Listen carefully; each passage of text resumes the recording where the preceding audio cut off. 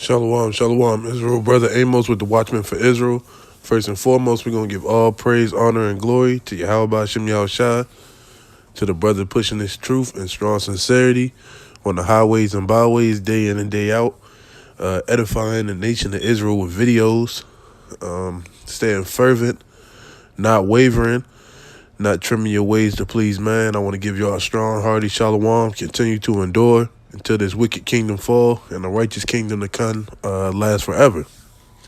Right into the women holding it down in the household while the husbands, the brothers and fathers are out on the highways and byways. I want to give y'all a strong shalom as well.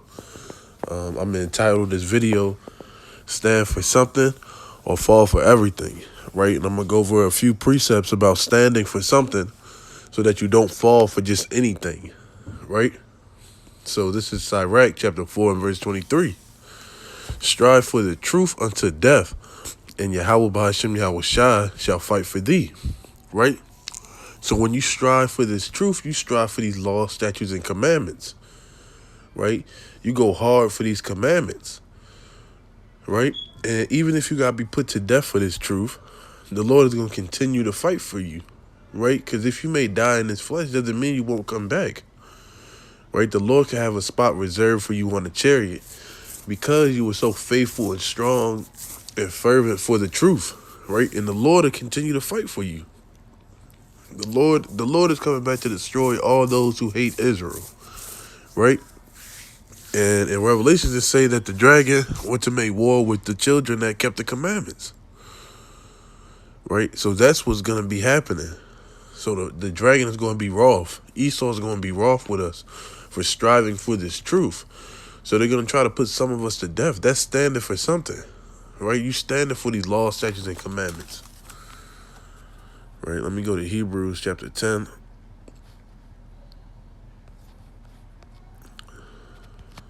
In verse 23.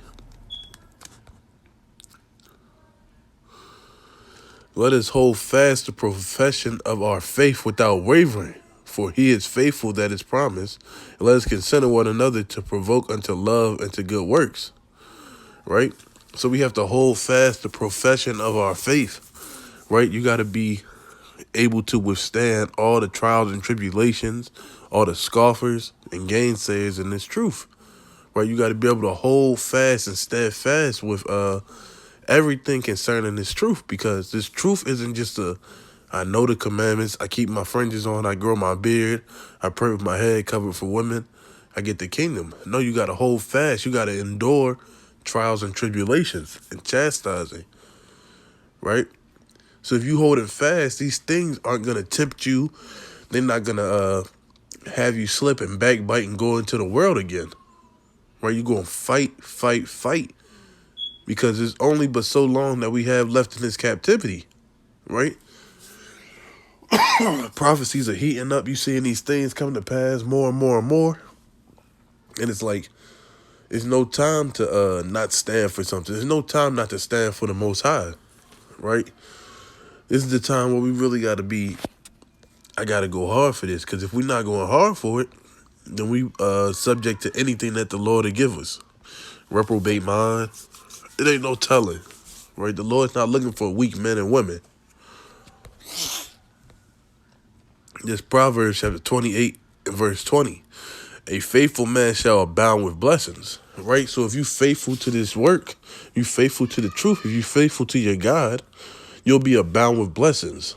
Like more knowledge, money to sustain yourself in this captivity, more faithful brothers to go out on the highways and byways with, a wife that is a helpmate instead of a dragon in her own home, right? Children that you can raise up to be righteous men and women, right? Those are the blessings. But he that maketh haste to be rich shall not be innocent, right? Scriptures say, who shall sell his soul that he may gain the whole world, right? So if you in haste to be rich, right, you want the kingdom so bad that you make your own kingdom here, right, and forsake everything that the Lord commanded us to do, right, then you shall not be innocent. Meaning you're gonna have a whole bunch of blood on your hands for what you have done or what you said. Right? It don't matter. So as a way of staying grounded, you must be able to examine yourself. If you truly are holding fast to what the Lord's telling you to hold fast to, or you just moving in your own direction and in your own want and will. Right? We got righteous ancestors in the Bible that showed us how to be faithful and to be strong and to stand for something. Right? Now we got men, these celebrities, they tell you how to get rich and do X, Y, and Z. Right? The scriptures talk about riches gained by labor. Right? That's what we doing. We're trying to get these riches gained by labor. We're laboring to get the riches forever, to get eternal life, to get this kingdom. Right? We fighting. We struggling. Nothing comes easy. Right? So, perfect example, like athletes. Athletes work on their craft day in and day out. They in the gym at 3 in the morning, in the gym at 12 at night. Right? Putting everything to the back burner. That's how you got to be in this truth. Right? You got to forsake birthdays. You got to forsake these wicked holidays. Forsaking doing the lust of your flesh. Right? And you got to be strict with what the Lord tells you to do. All right, we're going to go to the book of Romans.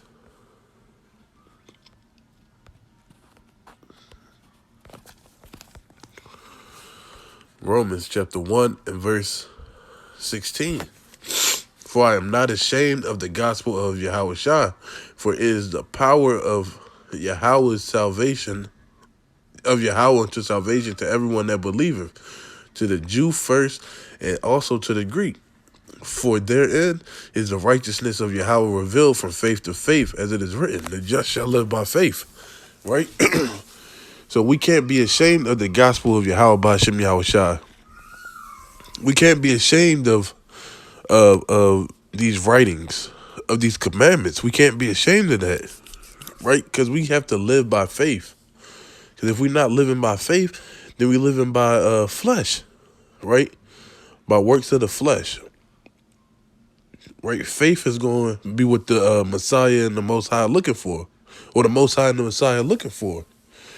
He's not looking for those with thousands of dollars, millions of dollars. He's looking for those that were faithful in times of tribulation, who was standing for something like the Lord was telling us to.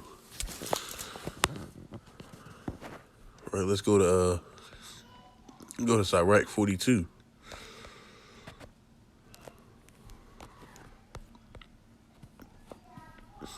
Sirach 42 and 1. Of these things be not thou ashamed, and accept no person to sin thereby. Of the law of the Most High and his covenant, and of judgment to justify the ungodly. Right? So we can't be ashamed of the laws of the Lord. That's what he commanded us. That's what we should be standing by. That's what we should be standing for, not falling for anything that anybody says. Right? Somebody tell you something in the scriptures and you don't know, man, look it up. Look it up and see, is this really what the Lord is telling us? Or is this what a false prophet is saying? Right? Is he telling you to go into other books? Right? Is he telling you that such and such isn't being kept right? You got to keep the Passover, eat cheeseburgers. Like, you know what I'm saying? You got to be faithful and strong. Be able to endure the temptations of the devil. Right? Because this is the time period we living in. It's just nothing but devils out here. Nothing but people coming to seduce and strip you away from the knowledge of this truth. And once you get stripped of that knowledge of the truth, then there's really there's no coming back from that, because the Lord gave you over to a reprobate mind. Right? And we're going to get some examples of our forefathers that who stood faithful for this. It's First Maccabees chapter 3 and verse 18.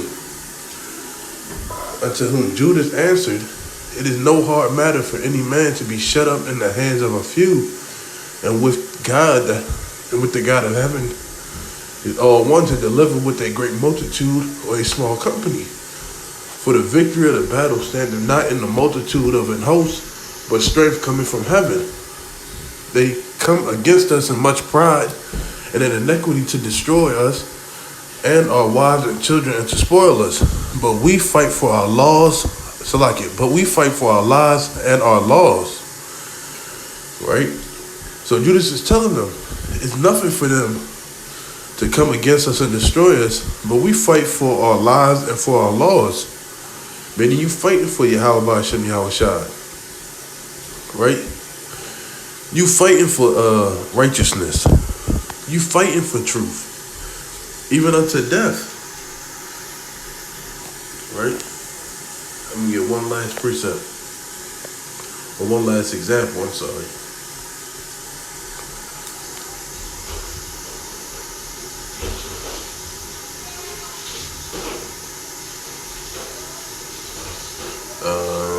I want to start at 6. I'm going to start at verse 6. This is Eleazar, right?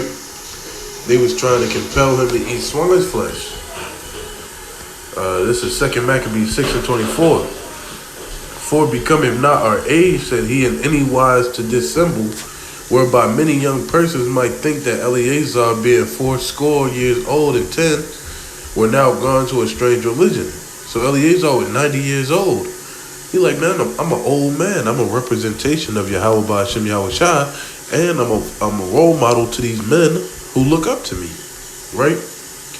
And so they, through mind, hypocrisy, and desire to live a little time and a moment longer, should be deceived by me, and I get stained to my own age and make it abominable. So he like, should I do? It'll be out of my mind to eat this flesh, so that these young men can see that they may live for a little bit, right? And make me abominable.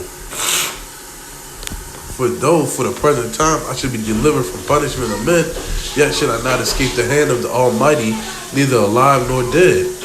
So because you may not be put to death by men, it doesn't mean the Most High not going to put you to death for being abominable and wicked and not having faith. Right? Wherefore, now manfully charging his life, I will show myself such as one as mine age required, and leave a notable example to such as be young to die willingly and courageously for the honorable and holy laws. Right? That's standing for something. Right? I'm going to be put to death because I don't want to commit sin. And when he had said these words, immediately he went to the torment. And they that led him, changing the good, will they bear him a little before into hatred, because the aforesaid speeches proceeded as they thought from a desperate mind. But when he was ready to die with stripes, he groaned and said, it is manifest unto the Lord that had the holy knowledge, that whereas I might have been delivered from death, I now endure sore pains in body being beaten, but in soul am I content to suffer these things, because I fear him. Right? And that's striving for the truth unto death to the fullest degree. Right? You can beat me. You can hit me with sword strikes. You can do whatever you want to me. But I fear the Most High more than man.